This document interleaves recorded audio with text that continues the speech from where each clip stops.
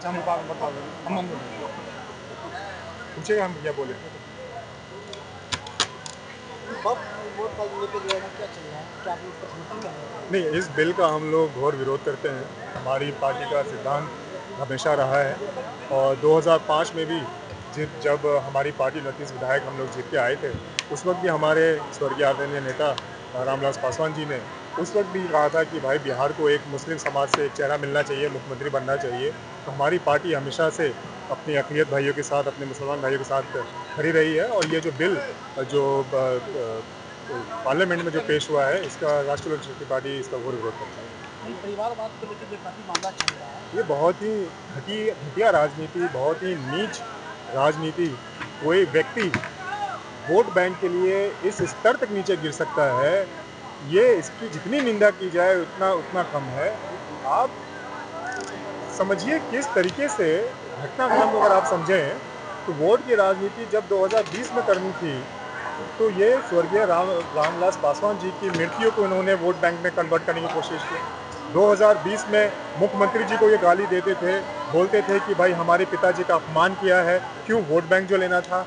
2024 में जब लोकसभा का चुनाव था, उस वक्त इन्होंने तेजस्वी यादव जी के ऊपर आरोप लगाया कि मेरी माता जी को इन्होंने गाली दिया, क्यों उस वक्त वोट बैंक का इनको राजनीति करना था। अब जब 2025 में विधानसभा का चुनाव है तो वही घटनाक्रम हमको देखने को मिल रहा है, जिस तरीके से एक घटिया राजनीति और इन्होंने चिराग पासवान भैया ने और इनके पार्टी के लोगों ने जिस तरीके से हमारी माँ के ऊपर, हमारी मजली माँ के ऊपर एफआईआर किया है, इससे साफ जाहिर होता है कि ये कितने बड़ी दलित के नेता बनते हैं, कितने बड़े दलित के हैं।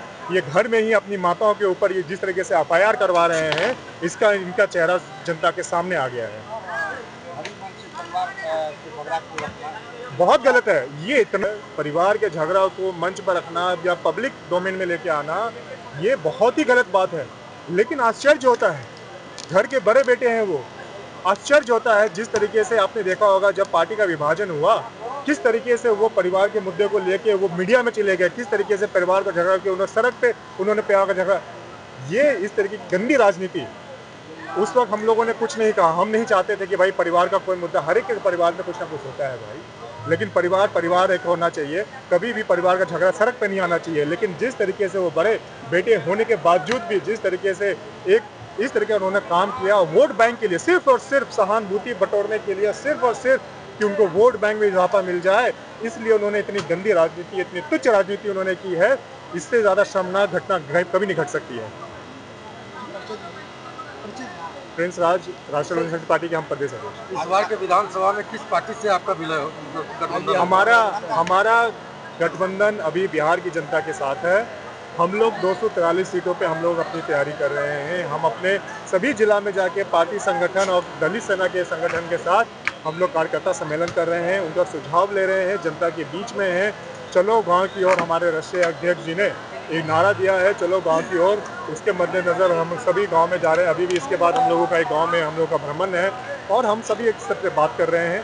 बिहार की जनता जो निर्णय लेगी और हमारे पार्टी राष्ट्रीय लोक शक्ति पार्टी के कार्यकर्ता, बिहार की जनता, दलित सेना के कार्यकर्ता जो निर्णय लेगी भविष्य में हम वो करेंगे।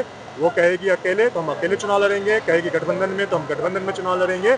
लेकिन जो भी होगा हमें पूर्ण विश्वास है, जो बिहार में जो बदलाव की लहर चल पड़ी है, बिहार मांगे बदलाव का एक नारा निकल चुका है और ये बीमारू सरकार को बदलने के लिए बिहार की जनता ने कमर कस लिया है। आप ही बता दीजिए भाई, आप पत्रकार साथी हैं। आज उनके साथ उनके गठबंधन दल में जितने साथी हैं, यही चिकर के बोलते थे कि भाई उनको इलाज कराना चाहिए, उनका मानसिक संतुलन ठीक नहीं है। यही लोक जनशक्ति पार्टी रामविलास